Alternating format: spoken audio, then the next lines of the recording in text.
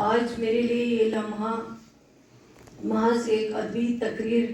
نہیں بلکہ دل میں بسی ایک دعا کی قبول جو میری روح کا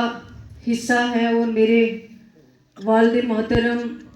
شہید ولی محمد ایتو کے ایک عہد کی روحانی داستان ہے۔ میری دعا ہے کہ یہ کتاب ہمارے نوجوانوں کے لیے مشعل راہ بنے، ان کو احساس دلائیں کہ شہید ولی محمد ایتو جیسے لوگ وقت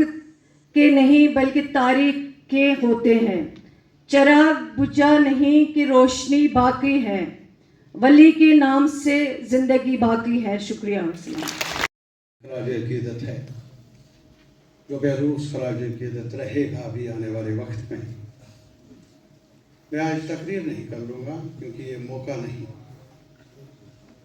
خراج عقیدت پیش کرنے کے لیے یہاں کھڑا ہوں۔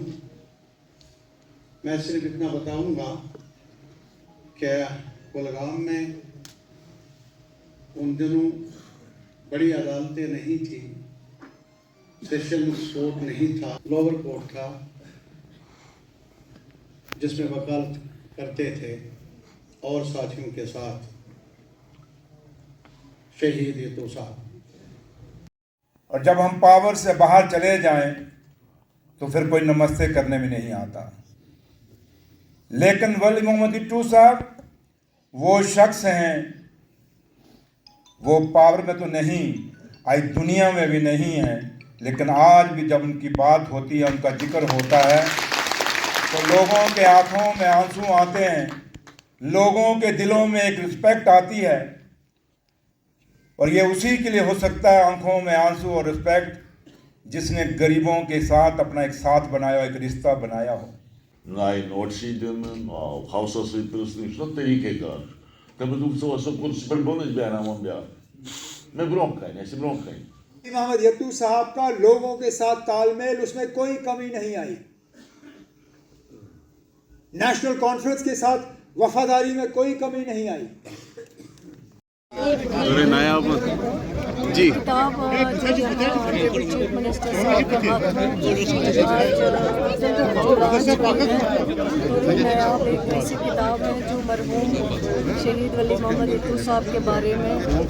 لکھی ہے، کے بارے میں اپنے ٹائم پہ جتنی قربانیاں، جتنے پروجیکٹ، جتنی ڈیولپمنٹ کے ساتھ ان کا ملنے کا انداز، جو ان کا کنٹریبیوشن رہا ہے ایز وکیل، as minister, as M L A, اور ایک نور آباد کی ویسے تھے ایک ٹیچر، جو ان کا کنٹریبیوشن رہا ہے، وہ ساری چیزیں جو ہیں اس کتاب میں جو ہے قلم بند کی گئی ہے، تاکہ جو جنریشن نئی ہے جن کو ان کے بارے میں نہیں پتہ ہے وہ بھی اس میں جان سکے کہ اس کتاب کے دوران مرحوم شہید ولی محمد ایتو صاحب کون تھے، جو ان کی شہادت ہوئی ہے، اور جو انہوں نے اپنے ٹائم پہ پورا جو نور آباد کو ایک نئے سرے سے تعمیر دیا، وہاں کی ڈیولپمنٹ، وہاں کے روڈز، وہاں کی بجلی، وہاں کے ہر ایک سیکٹر میں جو ان کا نمایاں کارکردگی رہی ہے، اس ساری ان کی چیزیں، ان کی یادیں، ان کے منصوبے، ان کی ساری جو بھی